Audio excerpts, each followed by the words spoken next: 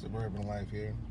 This is the issue I'm having with my truck. I don't think it's recognizing that I have it in park.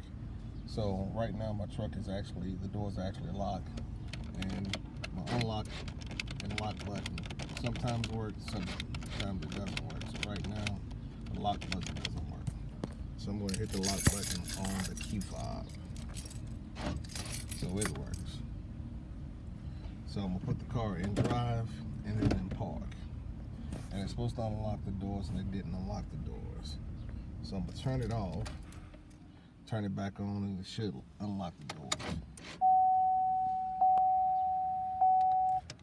And you see, I try to crank it up, it doesn't recognize that it's in park. So I'm gonna put it in neutral, slam it back, still doesn't recognize it's in park. So I'm gonna put it in neutral, it cranks up.